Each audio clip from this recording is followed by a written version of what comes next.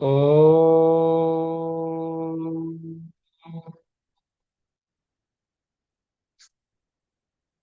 श्री गुरुभ्यो नमः। ओम सहना भवतु, सहनौ भुनक्तु, सह वीर्यं करवावहै, तेजस्विनावधीतमस्तु मा विद्विषावहै। ओम शांति शांति शांति।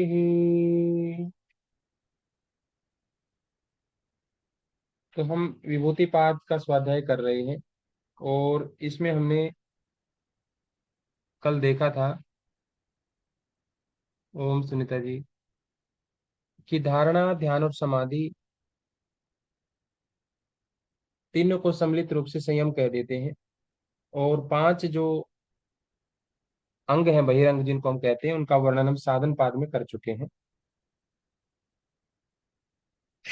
तो धारणा, ध्यान और समाधि में धारणा को हमने कहा कि किसी भी एक स्थान पर अपने चित्त को बांध देना या ठहरा देना या ठहराने का प्रयास करना धारणा है। जब वो उसी स्थान पर प्रत्येकतानता हो जाती है तो उसी को हम ध्यान कहते हैं। उसी विषय पर मन की वृत्ति एक सार हो जाती है, उसमें फ्लक्चुएशन नहीं होती, उतार चढ़ाव नहीं होते, तो उसी को हम ध्यान कह देते हैं। और जब ध्यान ही गहरा हो जाता है, जब अपने आप का आभास व्यक्ति भूल जाता है और केवल देह वस्तु रह जाती है, तो उसको समाधि कहते हैं। तदेवार्थ मार्थ निर्भासम स्वरूप शून्य समाधि। और इन तीनों को अगर हम एक ही विषय हो, धारणा के समय पर भी एक ही विषय, समाधि में भी और ध्यान में भी, धारणा, ध्यान और समाधि में एक ही विषय हो, विषय परिवर्तन ना हो, तो उनको हम संयम कह देंगे।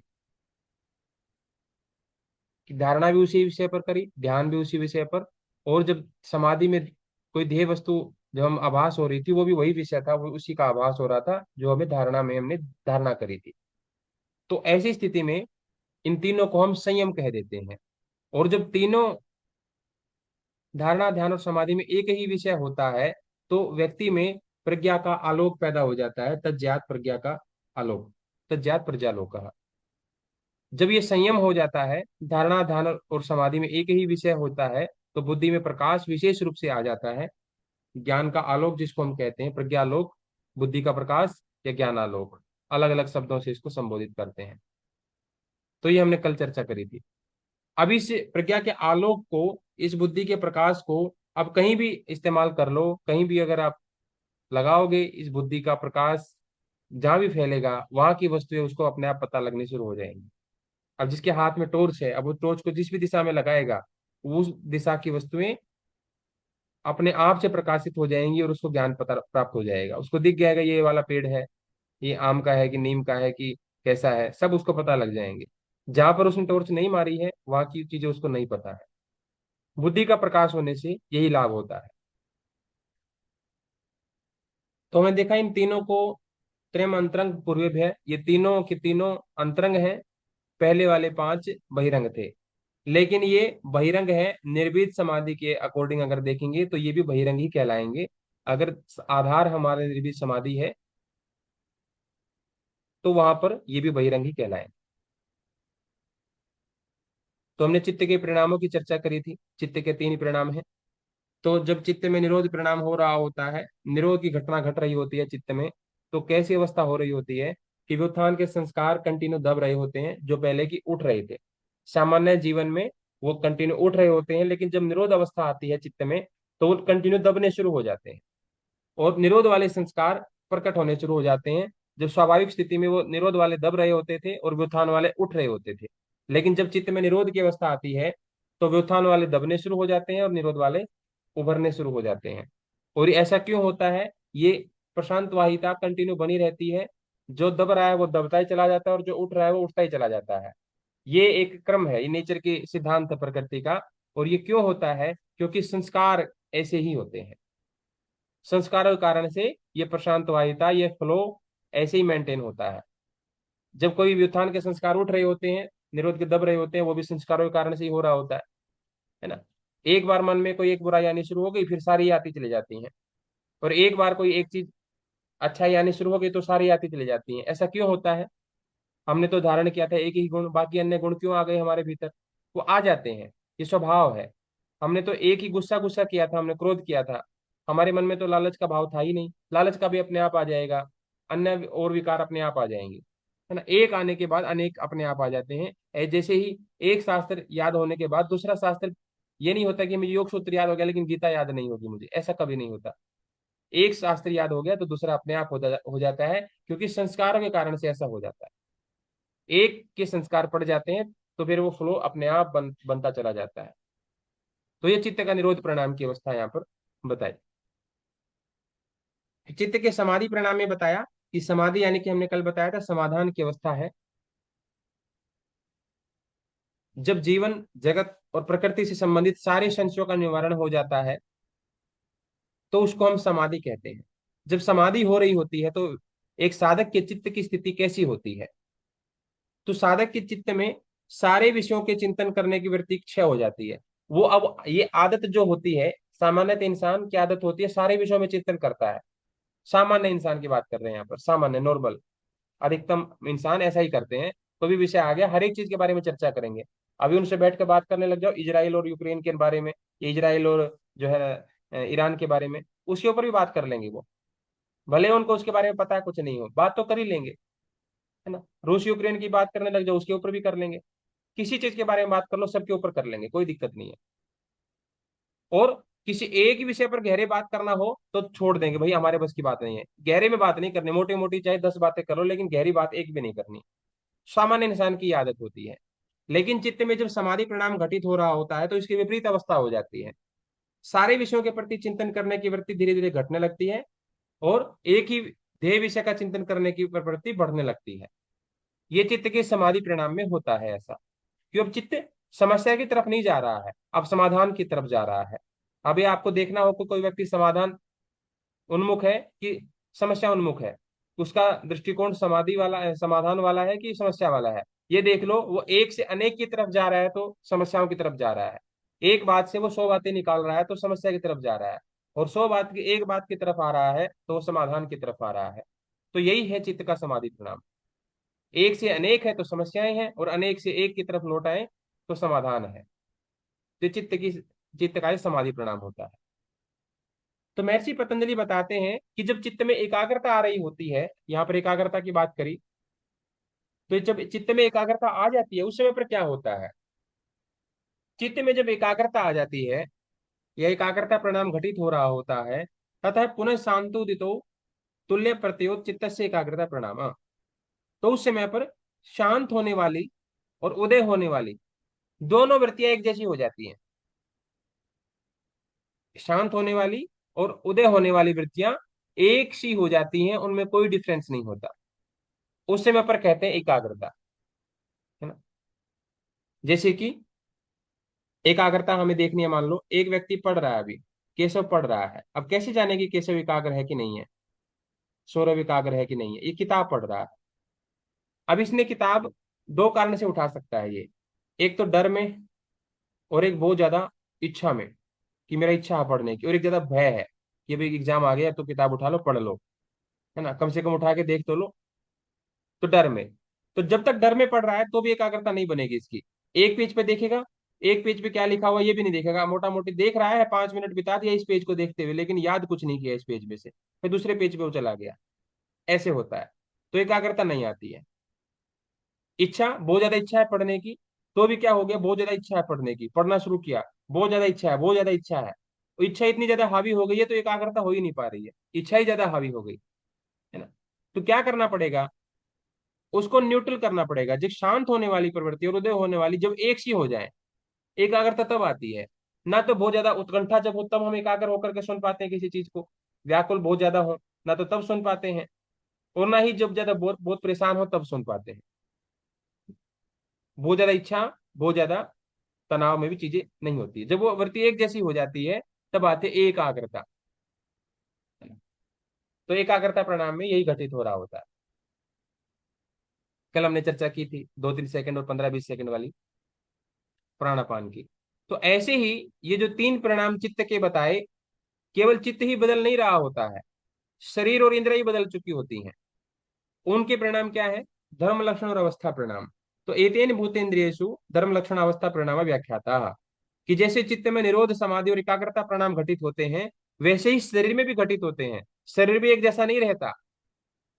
साइंटिस्ट तो कहते हैं कि जैसे हम जन्म लेते हैं जिन कोशिकाओं के साथ, और जन्म कोई और लेता है, मरता कोई और है, अगर साइंटिफिक भाषा में अगर देखें तो। आध्यात्मिक इसको परिभाषा ना समझे, इसको अगर मोटा मोटी अगर देखें वैज्ञानिक दृष्टिकोण से, तो व्यक्ति जो जन्म लेता है, जिस समय उसकी कोशिकाएं और शरीर की स्थिति होती है, मरते समय बिल्कुल अलग हो चुका होता है। हम हर दिन मर रहे होते हैं, हर दिन हमारी कोशिकाएं बन रही होती हैं। तो वही कह रहे हैं, जो हमारी इंद्रियों में बचपन में सामर्थ्य था, हमारी आंखों में, हमारे कानों में, वो सामर्थ्य अब नहीं है ना। और जो अब है वो 10 साल के बाद नहीं होगा। हमारी इंद्रियों में सामर्थ्य, हमारी आंखें उतना ही नहीं देख पाएंगी, हमारे कान उतना ही नहीं सुन पाएंगे, जीभ उतना रस नहीं ले पाएगी।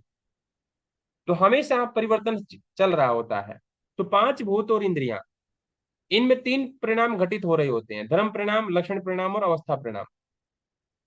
धर्म परिणाम, लक्षण परिणाम और अवस्था परिणाम, ये तीन परिणाम पांच महाभूतों में और इंद्रियों में घटित हो रहे होते हैं। इनका यही सीक्वेंस है। लेकिन इनको परिणाम तरह नहीं बताया गया, ध्यान रखें। परिणाम त्रय जब शब्द प्रयोग करेगा, तो वो केवल पहले वाले तीन के लिए ही प्रयोग होगा, जिसमें हम निरोध, समाधि और एकाग्रता परिणाम था। परिणाम त्रय शब्द जो प्रयोग होगा, तो उन्हीं तीनों के लिए प्रयोग होगा, क्योंकि वास्तविक परिणाम तो चित्त का ही है। शरीर में भले परिणाम घटित हो ना हो कोई बात नहीं, इंद्रियों में परिणाम घटित हो ना हो कोई बात नहीं, चित्त में घटित होना जरूरी है। इसलिए दोनों में से प्रमुखता या प्रधानता चित्त के परिणामों को दी गई, परिणाम तरह उन्हीं को माना गया है। हालांकि तीन ये भी हैं। तो अगर वो कह दे तीन परिणाम, इस तरीके से कर दे वो, तीन परिणाम, है ना, तो आप एक बार को थोड़ी देर रुक जाइए, सोचिए। धर्म लक्षण अवस्था भी हो सकता है उत्तर। अगर वो परिणाम त्रय शब्द प्रयोग करे, त्रय शब्द प्रयोग करे, तो पहले वाले तीन को ही देखना है। अगर वो त्रय पहले ले आए, तीन, तो आपको थोड़ा सोच करके उत्तर देना है कि ये कोई भी हो सकता है। इंद्रिय और भूतों वाला कह रहा है कि चित्त वाला कह रहा है, वो आपको देखना पड़ेगा। धर्म लक्षण और अवस्था परिणाम। तो हमने बताया था कल वाली कक्षा में कि परिणाम जब घटित होता है भूत और इंद्रियों में, या किसी में भी, है ना, एक होता है धर्म। जैसे सत्य है, सत्य क्या होता है? धर्म। झूठ नहीं बोलना, सत्य धारण करना, धर्म होता है। लेकिन इस धर्म को धारण करने वाले को हम क्या कहेंगे? ये तो धर्म है। सामान्य तौर पर हम धार्मिक कह देते हैं उसको, कि धर्म को जो धारण करता है वो धार्मिक है। और पतंजलि योग सूत्र में उसको क्या शब्द प्रयोग किया गया? धर्मी। जो धर्म को धारण करता है, धर्मी, या सामान्य तो उसको धार्मिक बोल लीजिए। तो वो धर्मी कैसा होता है, उस धर्मी की चर्चा हम करेंगे, धर्मी का लक्षण बताएंगे। शांतोदिता व्यपदेश्य धर्मानुपाति धर्मी।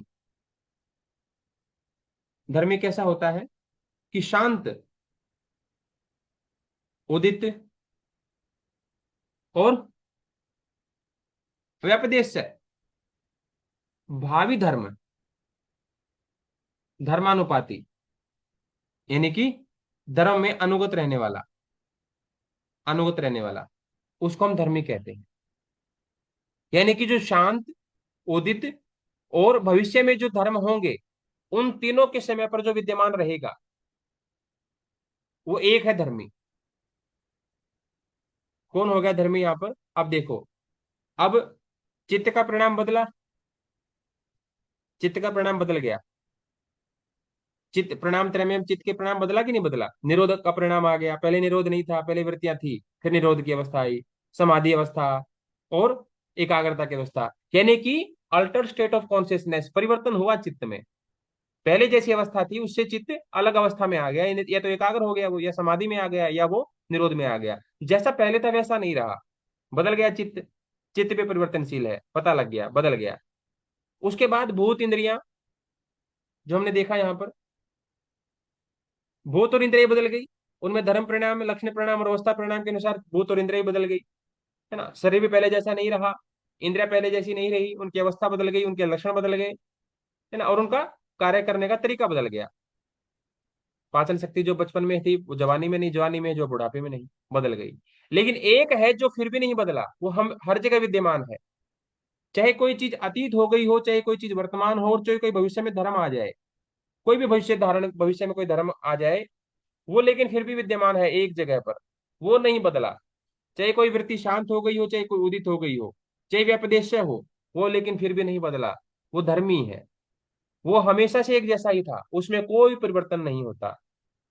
धर्मी एक समान रहता है ना। व्यपदेश यानी कि व्याप्त रहता है। सबका आधार वही है, वही धर्मी है। ठीक है। उसी को हम धर्मी कहते हैं। धर्मी के बिना धर्म नहीं हो सकते, ध्यान रखें। धर्मी के बिना धर्म नहीं हो सकता। अगर कोई धारण करने वाला नहीं है, तो धर्म का कोई महत्व नहीं है। इसलिए कहते हैं कि धर्म से पहले धर्मी चाहिए। धर्मी होगा तो धर्म होगा। यानी कि मनुष्य की रक्षा, प्राणी की रक्षा सबसे पहला कर्तव्य है। अगर प्राणी होगा तो धर्म होगा, नहीं तो दोनों ही खत्म। पहले प्राणी, यानी पहले धर्मी फिर धर्म, तो दोनों बचे रहेंगे। अगर धर्मी नहीं रहा, धर्म रह गया, ऐसा संभव नहीं है। धर्मी के बिना धर्म नहीं रह सकता, धर्मी पहले चाहिए। तो यहाँ पर ये बताया धर्मी का लक्षण। फिर आगे बता रहे हैं, एक ही धर्मी होता है कि अनेक धर्मी होते हैं। धर्मियों को आप यहाँ पर आत्मा भी समझ सकते हो, है ना। आत्मा आप ले सकते हो कि धर्मी वो एक होता है कि अनेक होते हैं। भाई मेरे चित्त में परिवर्तन हुआ, मेरी भूत इंद्रियों की अवस्था बदल गई, तो मेरी ही बदलेगी कि सबकी बदल जाएगी एक साथ। सेम वही उत्तर जो पहले दिया गया था पहले वाले पाद में, कि प्रकृति यानी कि दृश्य का स्वरूप नष्ट होगा केवल व्यक्तिगत रूप से, उसी के लिए। सबके लिए नहीं, सबके लिए बनी रहेगी। जिसने भोग और अपवर्ग का प्रयोजन पूरा कर लिया, जिस आत्मा ने, उसी के लिए दृश्य दृश्य का प्रयोजन, दृश्य का जो स्वरूप है वो नष्ट हो जाएगा। बाकी सबके लिए यथावत बना रहेगा। सेम यहां पर भी यही कह रहे हैं कि भले एक धर्मी ने अतीत वर्तमान और भविष्य में वो बना हुआ है एक धर्मी, लेकिन बाकी का क्या होगा? बाकियों में भी कोई परिवर्तन होगा कि नहीं होगा? तो यहां पर कह रहे हैं कर्माण्यत्व परिणामान्वित्व हेतु, कर्म की भिन्नता के कारण से धर्मी के भी अलग अलग परिणाम होते हैं, यानी कि हर एक की आत्मा अलग अलग है। तो कर्म की भिन्नता है, सीक्वेंस अलग अलग है, कोई आगे पीछे सब चल रहा है, कोई पहले मर जा रहा है, कोई बाद में मर जा रहा है। किसी के शरीर का परिवर्तन पहले हो जा रहा है, किसी का बाद में हो रहा है। किसी के 40 साल में बाल सफेद हो रहे हैं, किसी के 50 में हो रहे हैं, किसी के 20 में भी हो जा रहे हैं, है ना। तो क्रम की भिन्नता है। तो धर्मी के परिणाम भी अलग अलग है। धर्मी के साथ एक जैसा रूल फॉलो नहीं होता। धर्मी तो एक है, लेकिन कर्म की भिन्नता के कारण से धर्मी के परिणाम अलग अलग हो रहे हैं, दिख अलग अलग रहे हैं सब, कर्म की भिन्नता के कारण से, क्योंकि सब लाइन में है ना। भाई 10 लोग खड़े हैं खाना लेने के लिए, यहाँ खाना बट रहा है, भोजन बट रहा है यहाँ पर। पहले वाले को भोजन मिल गया, ये साइड हो गया, तो पहले वाला श्रेष्ठ हो गया क्या? कैसे कहेंगे इसकी भूख शांत हो गई है, श्रेष्ठ हो गया? अरे थोड़ा 1 सेकंड 2 सेकंड पहले मिल गया उसको, मिलना तो सभी को है, जाना सभी को है, मिलना सभी को ही है। तो क्रम की भिन्नता है, तो धर्म के अलग अलग परिणाम है, बाकी कोई बात नहीं।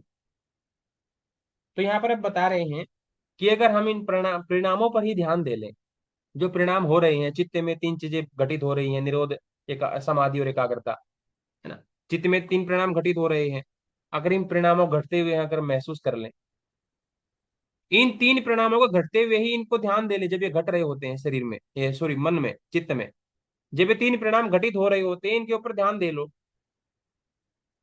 और जब ये शरीर में तीन परिणाम घटित हो रहे हैं, इनके ऊपर ध्यान दे लो, तो क्या हो जाएगा?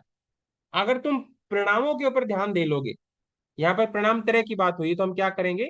चित्त के परिणाम की बात करेंगे बस।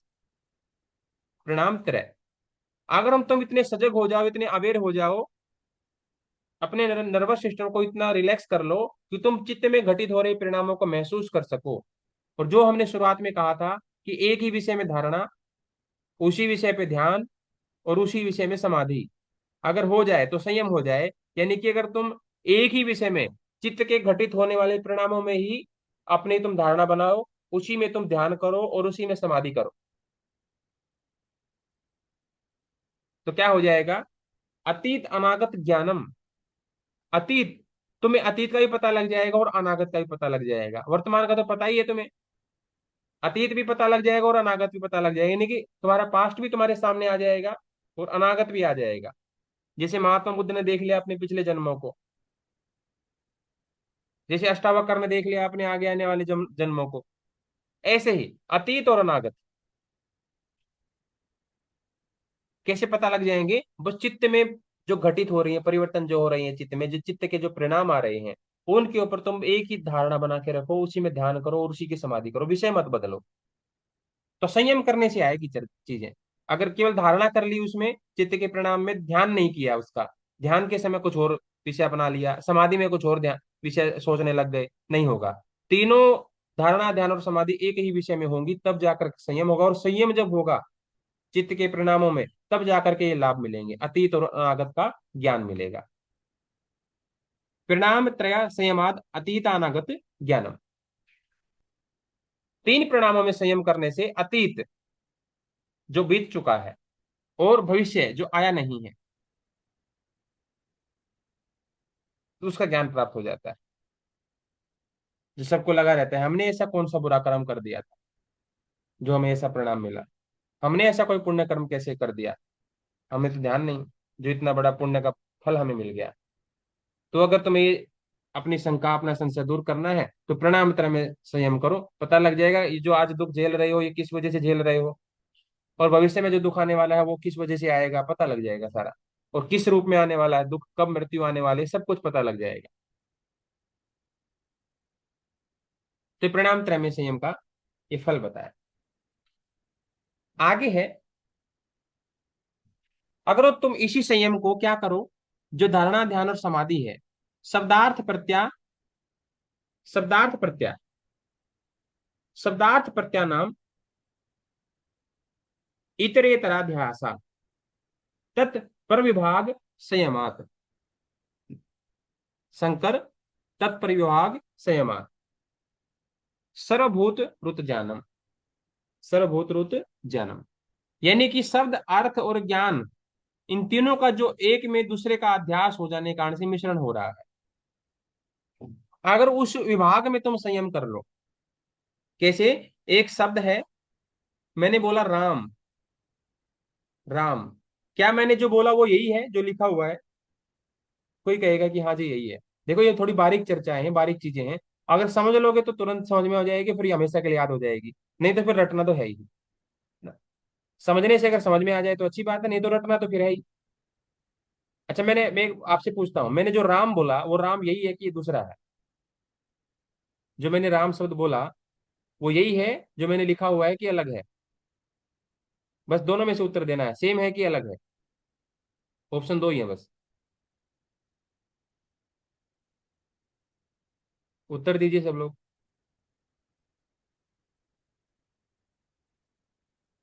पूनम जी कह रही है अलग है, और बाकी कोई राय नहीं, कोई मनसा नहीं? अपने माइंड पे डिपेंड करते हैं।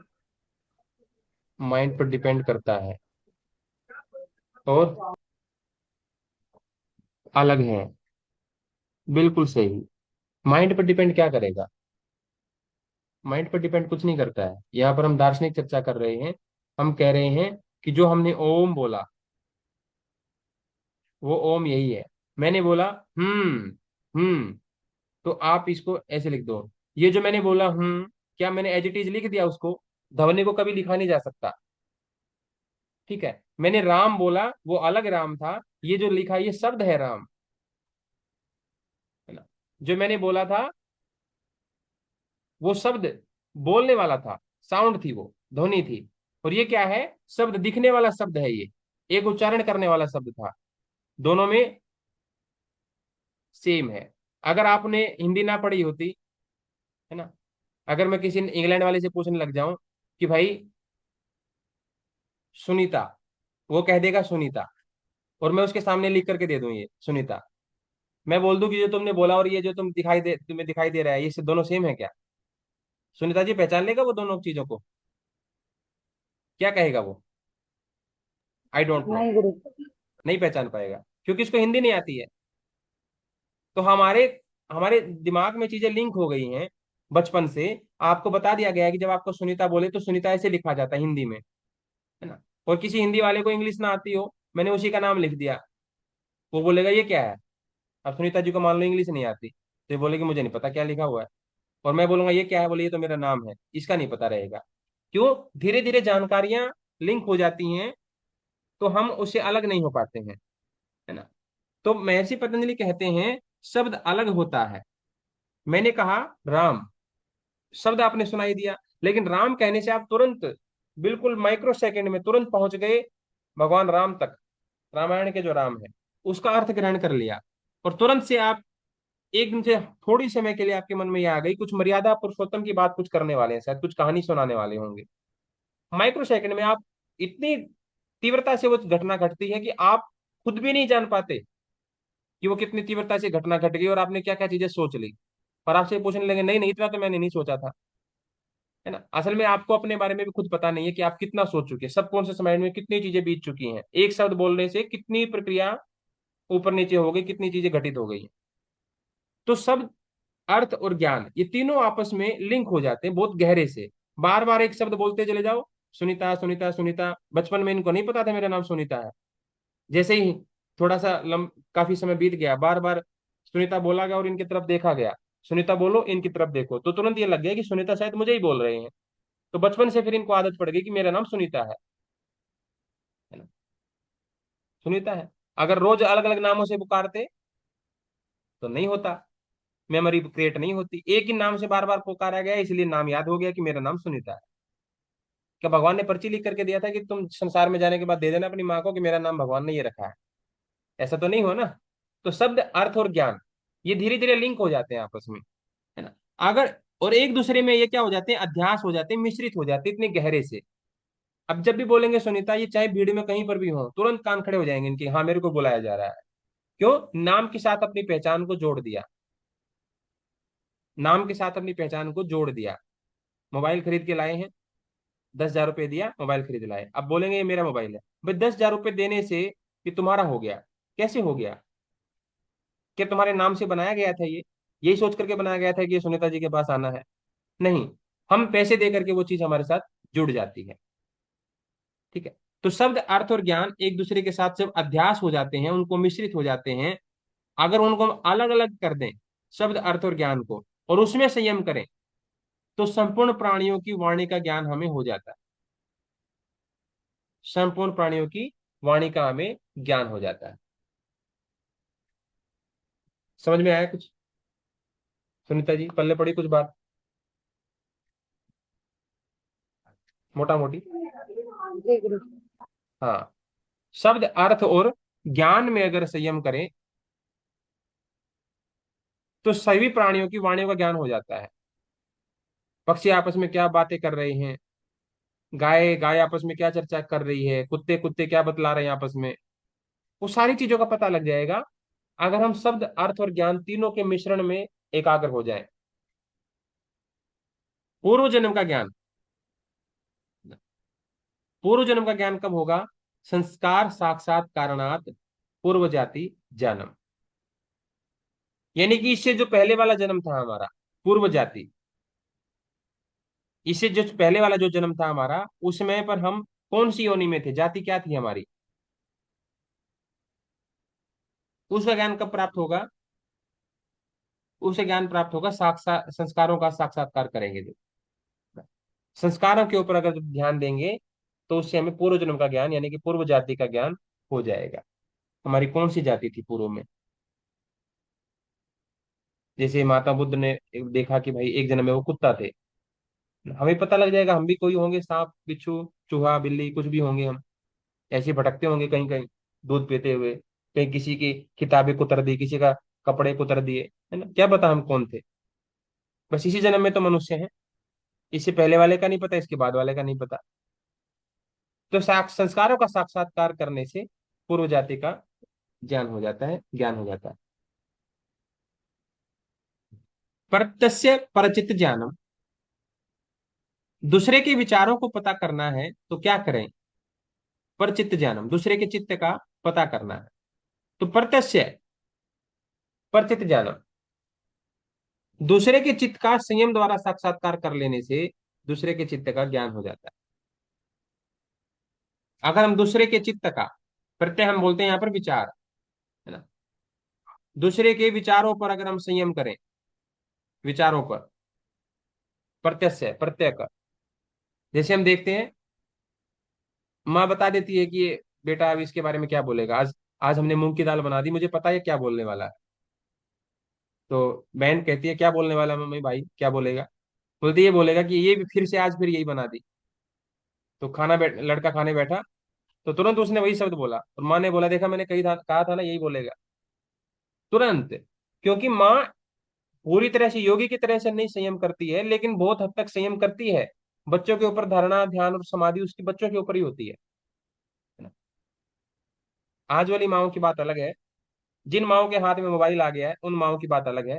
जो माएँ सही वास्तव में माएँ हैं, शरीर से नहीं मन से जो माँ है, सॉफ्टवेयर जिनका माँ का है ना, हार्डवेयर भले माँ हो, उससे काम नहीं चलता, तो वो माएँ पहचान लेती है अपने बच्चों को।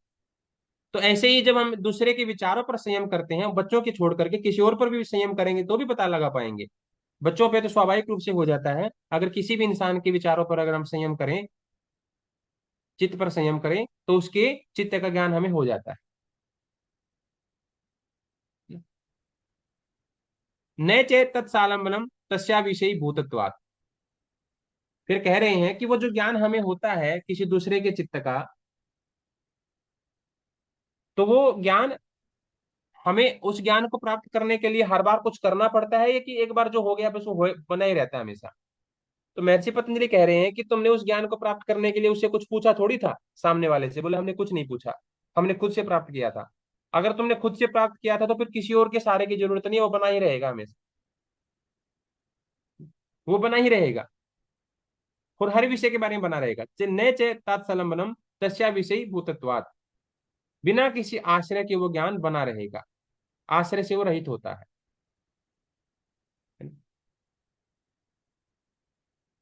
और आगे क्या बता रहे हैं? क्योंकि जो उसका चित्त का ज्ञान है ना, सामने वाले के चित्त का जो ज्ञान हुआ हमें, वो चित्त का ज्ञान हमारा विषय नहीं था।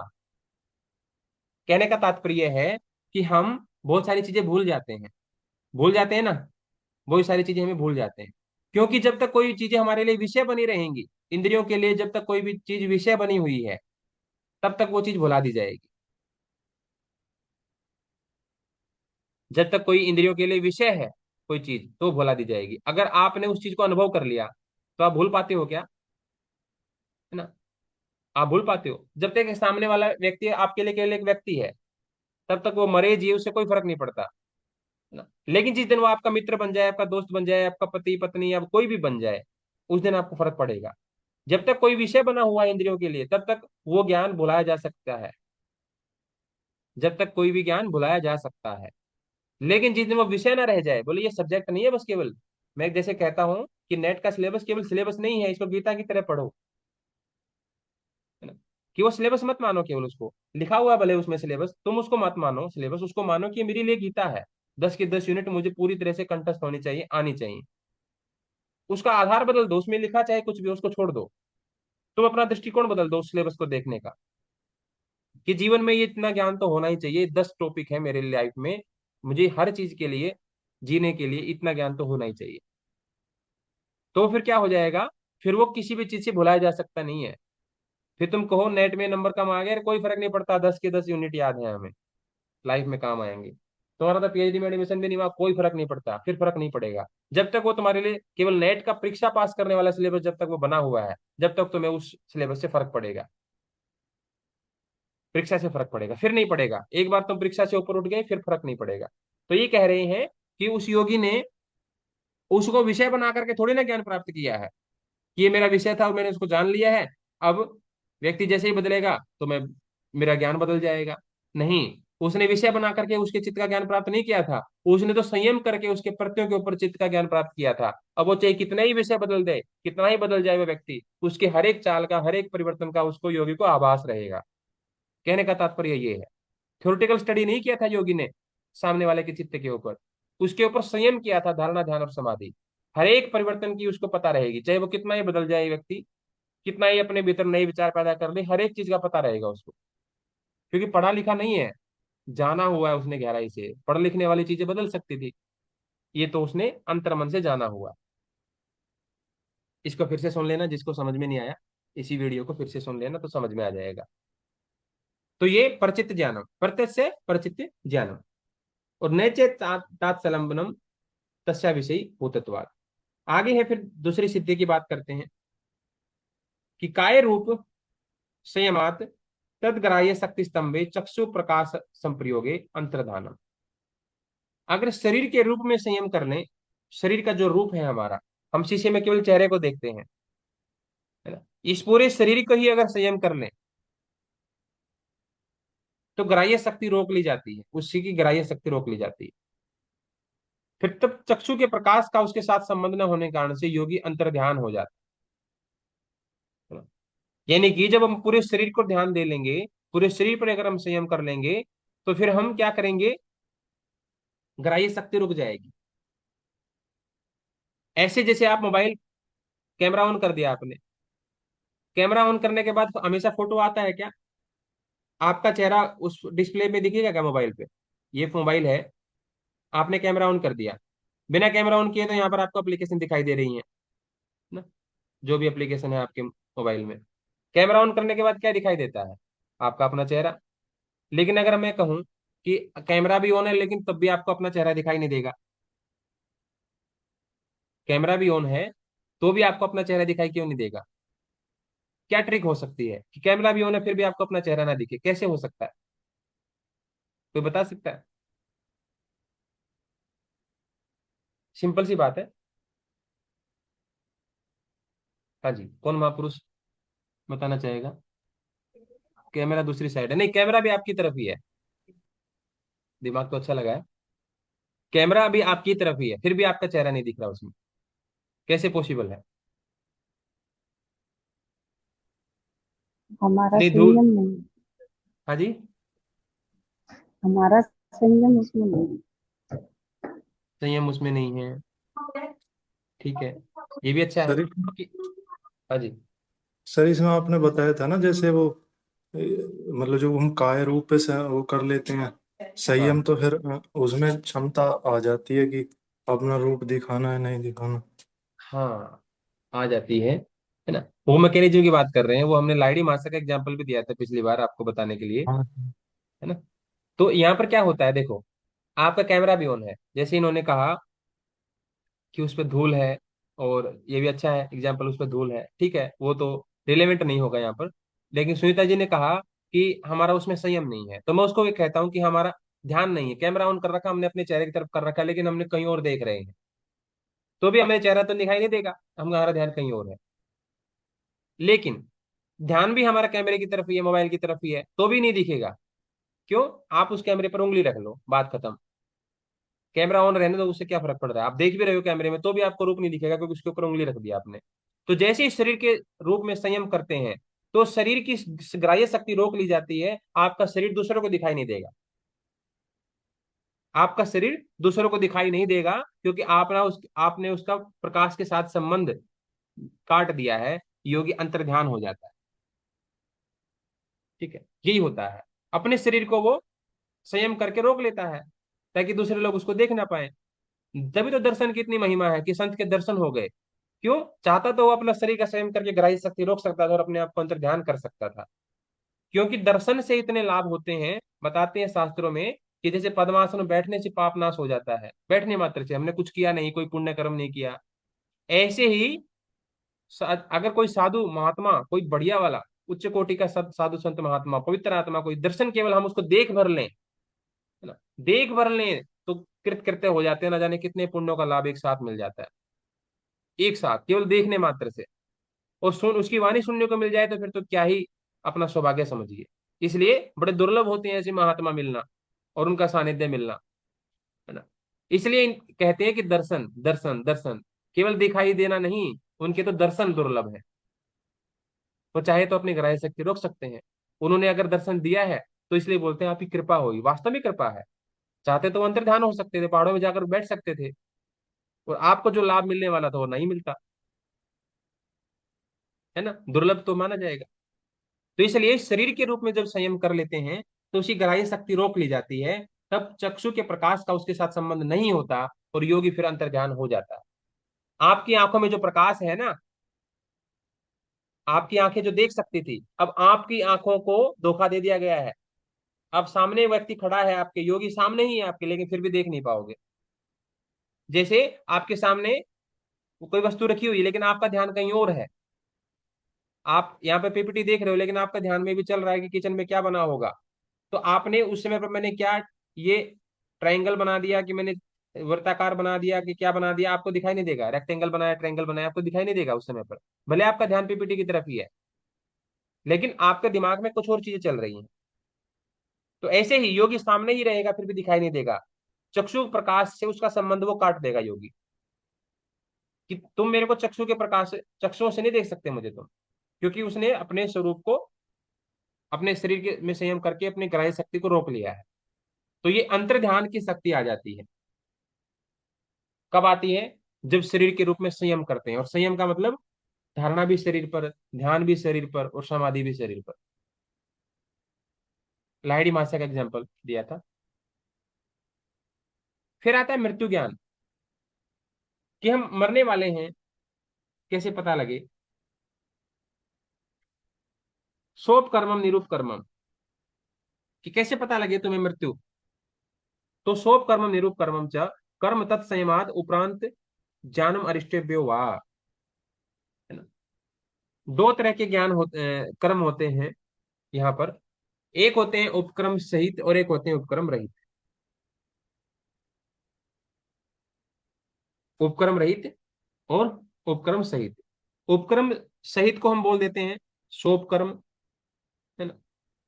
उपक्रम सहित को हम सोप कर्म बोल देते हैं, और उपक्रम रहित को हम निरुपक्रम बोल देते हैं, यानी कि निरुपक्रम, उपक्रम से रहित। तो उपक्रम सहित वाले जो होते हैं, यानी कि जिनका उपक्रम स्टार्ट हो गया है। भाई क्या उपक्रम चला रखा है तुमने, क्या कर्म कार्यक्रम कर रखा है, पूछते हैं ना, क्या उपक्रम छेड़ रखा है, क्या काम छेड़ रखा है।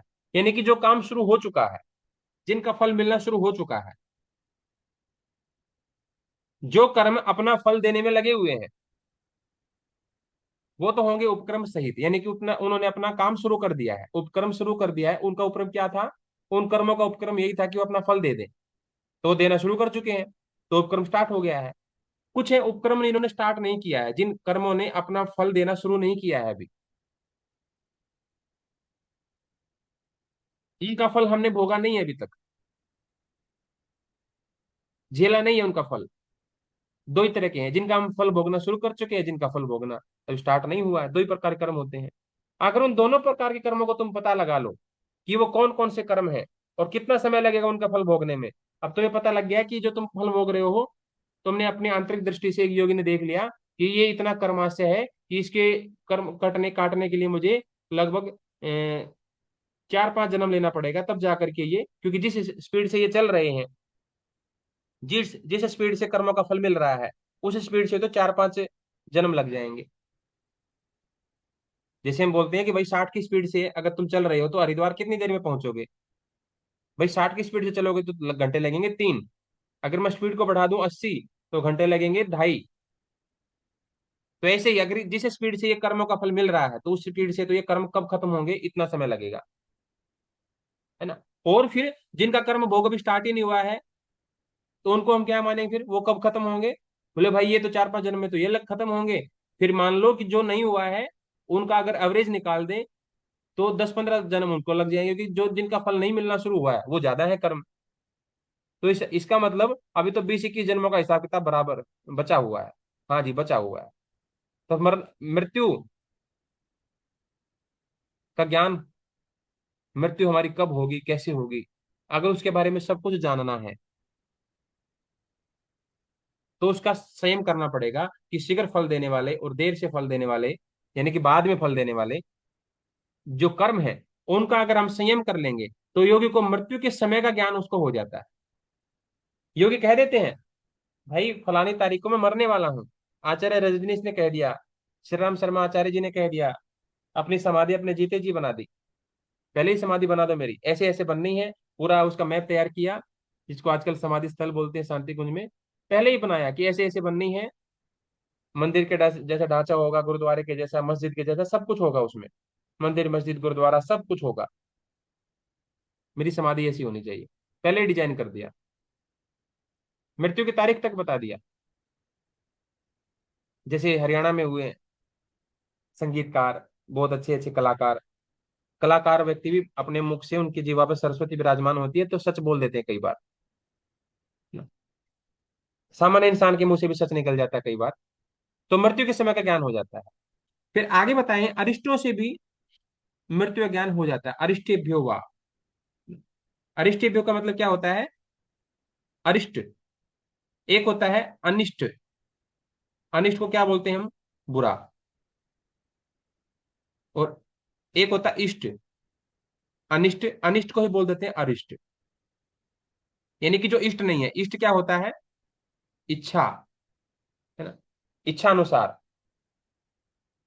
स्वभाव अनुसार, जो हमारा स्वभाव है उसी अनुसार, हमारी प्रकृति के अनुसार जो शुभ है, उसको हम कहते हैं इष्ट। और जो हमारी प्रकृति के अनुसार नहीं है, वो हो जाता है हमारे लिए अनिष्ट, अरिष्ट। तो अनिष्ट मतलब बुरा, अरिष्ट मतलब बुरा।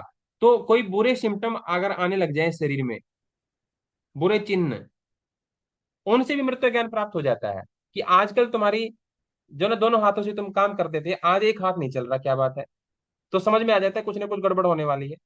ये सही संकेत तो नहीं है। तुम आज, तुम्हारी एक आंख से धुंधला दिखाई दे रहा है, तुम्हारी दोनों आंखें, कल तो तुम साफ दिखाई दे रहा था, अचानक से क्या हो गया? आज धुंधला दिखाई दे रहा है। तो ये सिम्टम्स जो है, बुरे चिन्ह, इनसे भी मृत्यु ज्ञान हो जाता है। आयुर्वेद में तो इतनी बारीकी से बताया गया है इस विषय को, इतनी बारीकी से, कि मतलब एक बार उसमें डूब जाओ ना तो फिर उसमें डूब ही जाते हो, एक एक चीज से पता लग जाता है। वैद्य को बताया जाता है, आयुर्वेद में पहले पढ़ाया जाता था। आजकल तो मशीन में जाकर के चिपका देते हैं उसको, देखो हार्ट बीट चल रही है, ये चल रही है। और कोरोना के टाइम पे तो मशीनों ने तो कह दिया मर चुका है ये, और पैक करके दे दी बॉडी। घर जाते ही अंतिम संस्कार करने की तैयारी हो गई तो चिता पे जो है ना उसका अंगूठा हिलने लगा। कितने सारे लोगों का ऐसा हुआ। पैक कर दिया बॉडी, ले जाओ भाई अपने, मर चुका है ये, पॉलिथीन में पैक कर दिया, पूरी तरह से पैक।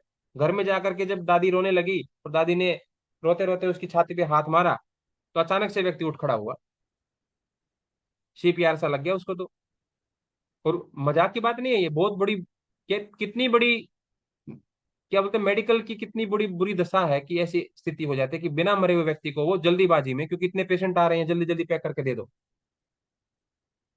किसी को भी बेचारा बेहोश भी हुआ होगा, उसको भी पैक करके दे दो। न जाने कितने लोगों को जिंदा जल गए होंगे कोरोना टाइम में। ये तो इक्का दुक्का केस आते हैं सामने। इसलिए पुराने समय पर पोस्टमार्टम की बिल्कुल मनाही होती थी। पोस्टमार्टम मत करो, क्योंकि उसके बाद तो चांस ही खत्म हो जाता है। जिंदा भी होगा थोड़ा बहुत तो भी खत्म। पोस्टमार्टम क्यों कर रहे हो भाई तुम?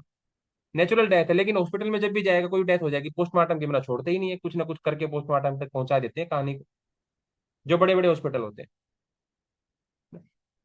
बोले हमें नहीं पता मृत्यु का कारण, बोले हमें पता है एक्सीडेंट हुआ, इसका ये हुआ वो हुआ, हमें नहीं पता, हम तो पोस्टमार्टम के बिना छोड़ेंगे नहीं।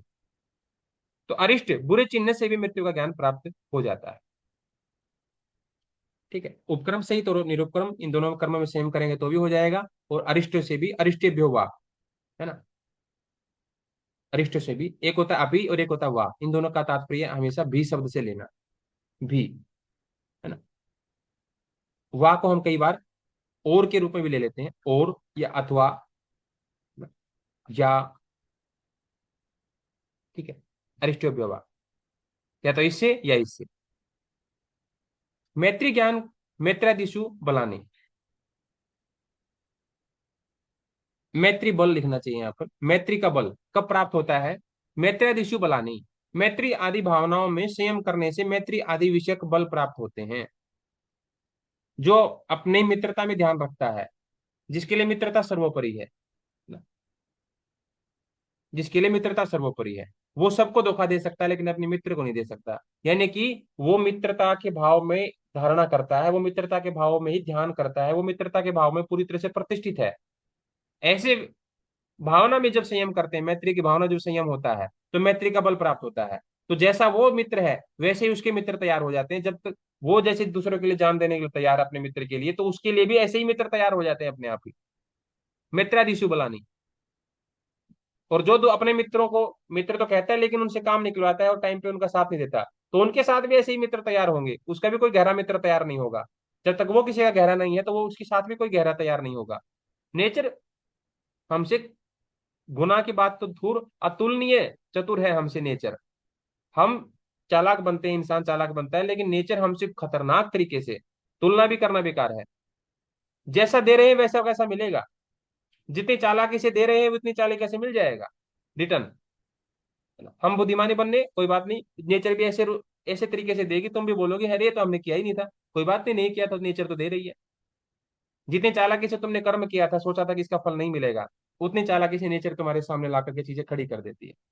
तो मैत्री आदि भावनाओं में संयम करने से मैत्री का बल मिलता है। बलेशु हस्ति बलादिनी।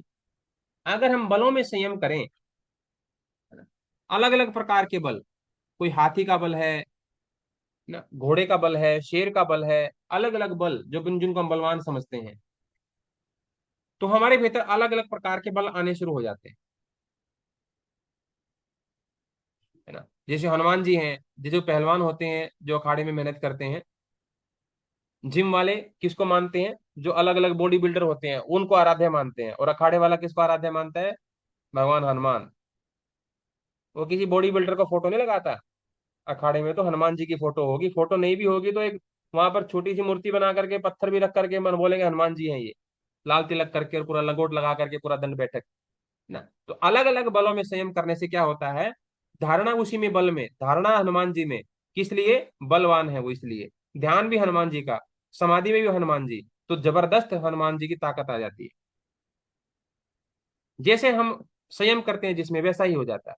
जिसको जैसे दृष्टिकोण से देखते हैं उसके वही वाले गुण हमारे भीतर आने शुरू हो जाते हैं। ये बलेशु हस्ती बलादीन। भिन्न भिन्न बलों में संयम करने से भिन्न भिन्न तरह के बल हमें प्राप्त हो जाते हैं। जैसे वो कर रहा था ना रामायण में, सुग्रीव का भाई बाली, उसके सामने कोई भी आ जाए सबके आधी शक्ति ले लेता था। बोला जा 50% बैटरी डाउन, चला जा, अब जा, छोड़ दिया।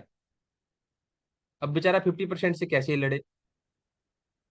वो तो शुक्र है 50% छोड़ देता था, नहीं तो कंटिन्यू जितनी देर सामने रहे उतनी देर बैटरी ट्रांसफर होती जाएगी दूसरे वाले में, फिर तो सामने वाला व्यक्ति मर के ही निकलता वहां से। 50% छोड़ देता था, ये भी शुक्र है। तो भिन्न भिन्न बलों में संयम करने से हाथी आदि जितने भी बल का संयम करेंगे उनके समान बल प्राप्त हो जाएगा। प्रवृत्तिया लोक न्यासात सूक्ष्म व्यवहित विप्रकृष्ट ज्ञानम। प्रवृत्ति लोक, यहाँ पर क्या बताया? प्रवृत्ति लोक, जिसको हम कहते हैं ज्योतिषमती प्रवृत्ति, प्रवृत्तिया लोक, ज्योतिषमती प्रवृत्ति। न्यासात, प्रकाश डालने पर क्या होता है? सूक्ष्म व्यवहित और विप्रकृष्ट ज्ञानम। क्या क्या चीजें हो जाएंगी? सूक्ष्म, व्यवहित और विप्रकृष्ट। विप्रकृष्ट को बोलते हैं दूर देश में कहीं कोई वस्तु रखी हुई है। सूक्ष्म मतलब कोई बारीक चीज है। और व्यवधान युक्त यानी कि उसका ज्ञान प्राप्त करना आसान नहीं है, उसमें बहुत बाधाएं हैं उस विषय का ज्ञान प्राप्त करने में। और वो वस्तु बहुत दूर देश में रखी हुई है, फिर भी कैसे ज्ञान प्राप्त करें भाई? एक तो वस्तु बहुत बारीक है, परमाणु को कैसे देखें, कैसे देखें? बहुत सारी बाधाएं हैं। और कोई वस्तु दूर अमेरिका में, इंग्लैंड में रखी है, उस वस्तु का ज्ञान प्राप्त कैसे करें? कोई वस्तु पहाड़ों पर है, उसका ज्ञान कैसे प्राप्त करें? तो हमारे ऋषियों ने क्या किया था? जा जा करके वहां खोद थोड़ी दिए थे, सारे पहाड़ खोद डाले, फिर भी कुछ नहीं मिला। खोदा पहाड़ निकली चुहिया, फिर भी कुछ नहीं मिला। हमारे ऋषियों ने कहा जो जैसे जहां उसको रहने दो, हम थोड़ा सा 2-4 साल समाधि में जा करके कहाँ कौन सी वस्तु का पता कराना है। बोले हिमालय में प्रभु जी जड़ी बूटियां रखी हुई हैं, उनका एक बार पता करके बता दो कौन सी किस बीमारी में काम आएगी। बोले 1.5-2 साल दो भाई समय, एक बार धारणा ध्यान और समाधि एक इसी विषय में एक बार लगाने दो, फिर बता देंगे कौन सी जड़ी बूटी किस काम आएगी। यही बता देंगे कैसे बनानी है वो औषधि। जड़ किस काम आएगी, तना किस काम आएगा, पत्ती किस काम आएगी, फूल किस काम आएगा, बीज किस काम आएगा। और इसी पौधे को सर्दी में यूज करोगे तो ऐसे करना, गर्मी में करोगे तो ऐसे करना, सुबह करना तो ऐसे, खाना खाने से पहले तो ऐसे, खाना खाने के बाद लेना है तो ऐसे।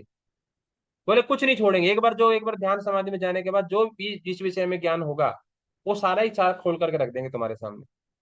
नहीं तो लाखों करोड़ रुपए खर्च करोगे, उसके बाद भी एक चीज पता लगाओगे। बड़ी खोज, फायदा हो सकता है, कैंसर में फायदा हो सकता है लहसुन का। भाई फायदा हो सकता है। अरे कैसे खाना है वो तो ऋषियों ने वहां तक बता रखा, तुम अभी ढूंढ ही रहे हो लहसुन से फायदा होता है कैंसर में। तो एक सूक्ष्म व्याधान युक्त और दूर देश में स्थित वस्तुओं का ज्ञान प्राप्त हो जाता है बस ज्योतिषमती प्रवृत्ति का प्रकाश डालने से। कि तुम्हारे पास, तुम्हें टॉर्च अपनी थोड़ी बढ़ानी पड़ेगी, हाई लेवल की टॉर्च करनी पड़ेगी तुम्हें। परमाणु की जानकारी हो जाएगी। सोना चांदी धरती में कहाँ छुपा हुआ है खोदने की जरूरत नहीं पड़ेगी। अंदर से ऋषि देख करके बता देंगे। नारियल से बता देते हैं, नारियल जमीन पे रखा और उस नारियल की स्थिति किस तरह से हो गई उससे बता देते हैं, जिस जमीन के नीचे कौन से धातु है, कितना नीचे पानी छुपा हुआ है। और मशीनों से खोद खोद कर देखते रहो, यहाँ पानी निकला नहीं निकला, दूसरी जगह से यहाँ निकलेगा, हाँ निकल सकता है, खोद के देखा यहाँ भी नहीं निकला। और ऋषि एक पैसा खर्च नहीं करने वाले, न व्यक्तिगत हानि, न समाज की हानि, न पर्यावरण की हानि, किसी चीज की कोई हानि नहीं। और तुरंत एक सेकंड में बता देंगे, है ना। तो ये जो है ज्योतिषमती प्रवृत्ति जब बढ़ जाती है तो सूक्ष्म विषय भी पता लग जाते हैं, चाहे उनमें कितनी बाधाएं हो उस विषय को प्राप्त करने में, तो भी ज्ञान प्राप्त हो जाता है। चाहे वो कितनी ही दूर रखा हुआ वो विषय, वो वस्तु, उसका भी ज्ञान प्राप्त हो जाता है, ज्योतिषमती प्रवृत्ति जब बढ़ जाती है। तो अभी के लिए इतना ही रखते हैं, बाकी के विषय को अगली कक्षा में हम करेंगे। इस विषय से कोई संबंधित अगर किसी की शंका हो तो पूछ सकते हैं, अन्यथा फिर कक्षा को विराम देंगे।